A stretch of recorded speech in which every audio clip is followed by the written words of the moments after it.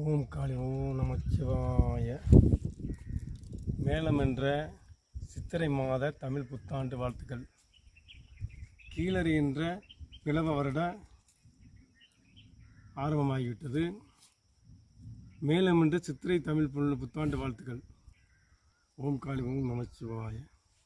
இப்போ இன்றைக்கி தமிழில் 12 மாதங்களுடைய பெயர்களையும் 27 நட்சத்திரங்களுடைய பெயர்களையும் தமிழ் 60 வருஷத்தினுடைய தமிழ் பெயர்களையும் வடதமிழ் பெயரையும் தென் தமிழ் பெயர்களையும் இன்று பார்ப்போம்.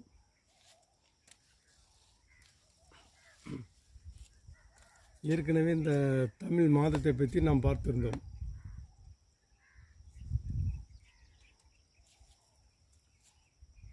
தமிழ் மாதத்தை பற்றி பார்த்திருந்தோம். மேளம் சித்திரை, விடை வைகாசி, ஆடவை ஆனி, கடகம் ஆடி, மடங்கள் ஆவணி, கன்னி புரட்டாசி, துளை ஐப்பசி, நளி கார்த்திகை, சிலை மார்கழி, சுரவம் தை, கும்பம் மாசி, மீனம் பங்குனி. இது தமிழுடைய தென் தமிழுடைய பெயர்கள். இந்த வட தமிழ் பெயர்கள். தமிழில் ஒரு பொருளுக்கு பல பெயர்கள் இருந்துள்ளது தமிழில். அதுபோல் ஒரு பொருளுக்கு பல பெயர்கள் இருந்ததுள்ள தமிழில். அதுபோல் இப்போ ஒவ்வொரு இதழுக்கும் பல பெயர்கள் தமிழில் இருக்கிறது. எல்லா பொருளுக்கும் 5-6 தமிழ் சொற்களும் நிறையாக வார்த்தைகளும் இருக்கிறது தமிழில். இது மாதிரி ஒவ்வொரு பொருளுக்கும் ஒவ்வொரு அதிகமான வார்த்தைகளும் தமிழ் சொற்களும் அடங்கியிருக்கிறது. இப்போ சமஸ்கிருதம் என்பது வடதமிழ் பேர் தான். வடதமிழ் பேரும் தென் தமிழ் பேர். சாப்பாடு என்கிறோம், உணவு என்கிறோம், ஆகாரம் என்கிறோம். அப்போ ஒரே பொருளுக்கு பல பேர்கள் இருக்கிறது. அதுபோல் மாதங்களுக்கு ஒரே பேரில் பல பேர்களில் நாம் முன்னோர்கள் வழங்கியிருக்கிறார்கள். அப்போ இது தமிழ் பெயர், தென் தமிழ் பேர், வடதமிழ் பெயர். அடுத்து நட்சத்திரம். இப்போ 27 நட்சத்திரங்களுக்கும் உரிய தமிழ் பெயர்களும் தென் தமிழ் பெயர்களும் வடதமிழ் பெயர்களும் இருக்கிறது. அந்த தென் தமிழ் பெயரையும் வடதமிழ் பெயரையும் இன்று பார்ப்போம். புரவி அப்படின்னா தமிழில் குதிரை. புரவியும் குதிரை. அசுபதி, அசுவதம் என்பார்கள் சமஸ்கிருதத்தில். அந்த வடதமிழில் குதிரைக்கு பேர் புரவி, அசுபதி. அடுப்பு அப்படின்னா பரணி நட்சத்திரம். ஆரல் அப்படின்னா கார்த்திகை நட்சத்திரம். சகடு ரோகிணி நட்சத்திரம். மான்றலை மிருகசீரிஷ நட்சத்திரம். மூதிரை திருவாதிரை நட்சத்திரம். களை புனர்பூச நட்சத்திரம். கொடிரு பூச நட்சத்திரம். அரவு அல்லது அம்மி ஆயிலி நட்சத்திரம். கொடுநுகம் அப்படின்னா மக நட்சத்திரம்.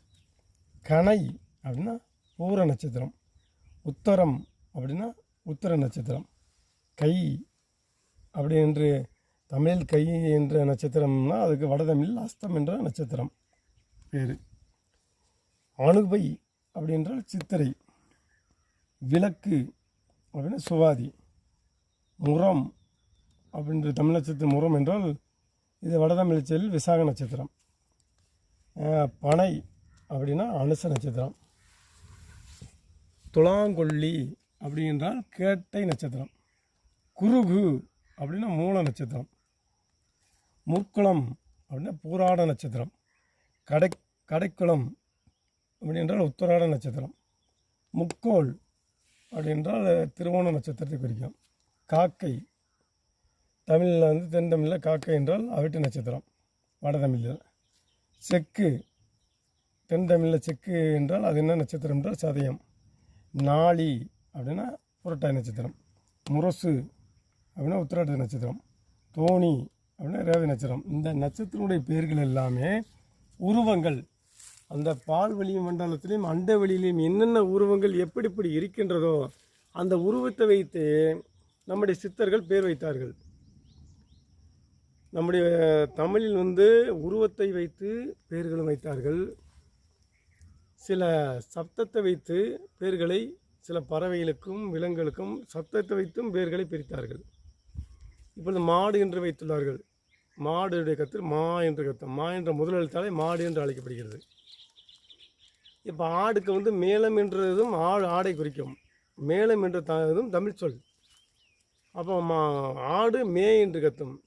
அதனால் அது மேளம் என்று ஆடுக்கு ஒரு பெயர் இருக்கிறது. அதுக்கப்புறம் மாடு என்று மருவி உள்ளது. மேளம், மாடுக்கு மா என்று கத்துவதால் மாடு, மே என்று கத்தால் மேளம், அதே ஆடு. இப்போ பறவைகளில் பார்த்தால் கிளி கீக்கி என்று கத்தும். அப்போ அதுக்கு கிளி என்று பெயர். கீ அது முதல் எழுத்தை வைத்து தமிழில் பெயர்களை நம் முன்னோர்கள் வைத்துள்ளார்கள். கீ அப்படி என்று கத்தும்போது அதுக்கு கிளி என்று பெயர். கோழி கொக்கோன்னு கத்தும். கொக்கோ என்று கோழியினுடைய ஓசை அது. அந்த கோழியின் முதல் எழுத்தை வச்சே கோழி அப்படி என்று நம்ம ஒவ்வொரு பறவைகளுக்கும் ஒவ்வொரு சொல்லிக்கொண்டே போகலாம். மயில் மயா என்று அந்த முதல் எழுத்தை வச்சு மா என்ற முதல் எழுத்தை வச்சு மயில் என்று நம்முடைய முன்னோர்கள் ஒவ்வொரு பறவைகளையும் சொல்லியிருக்கிறார்கள். குயில் கூ என்று கத்தும். கூ என்றால் குயில். அப்போ அதனுடைய சத்தத்தின் முதல் எழுத்து எந்த ஓசையில் வருகிறதோ அந்த ஓசையினுடைய முதல் எழுத்தை சித்தர்கள் அந்த பறவைகளுக்கு பெயர் சூட்டினார்கள்.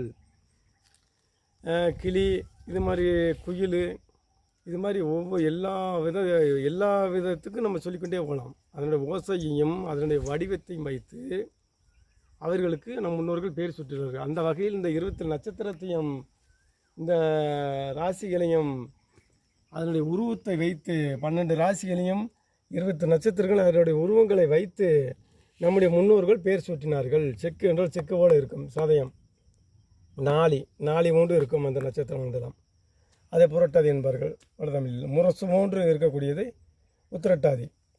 இந்த மாதிரி அதனுடைய வடிவத்தையும் உருவத்தையும் அதனுடைய ஒளியினுடைய சத்தத்தையும் வைத்து அவர்களுக்கு பெயர்களை நம் முன்னோர்கள் சூட்டினார்கள்.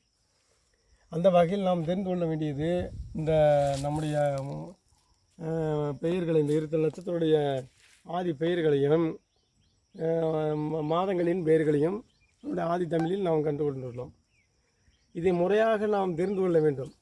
இன்னும் இந்த வழக்க சொல்லுகள்லாம் மறைந்து விட்டது. இந்த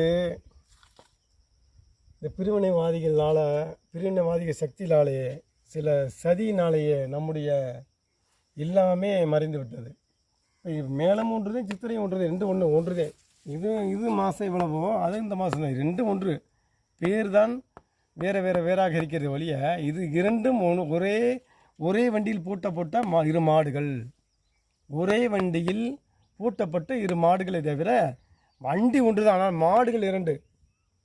அது ரெண்டுமே ஒன்றாக இழுக்கும் மாடு. அப்போ ஒரு வண்டியில் பூட்டப்பட்ட மாடு, ஒரு மாடு தெற்கையும் ஒரு மாடு வழக்கையும் இழுக்க போகிறதில்ல. அப்போ வந்து ஒரே மாதத்தை குறிக்கக்கூடிய 2 சொற்கள் மேளம், சித்திரை. அப்போ இப்போ நடக்க வேண்டியது மேளம் என்று சித்திரை மாதம் தமிழ் புத்தாண்டாகும். இது மாதிரி நமக்கு 60 வருஷத்துக்கும் தமிழ் பெயர் இருக்கிறது. அதை நம்ம அடுத்து தொடர்ந்து பார்ப்போம்.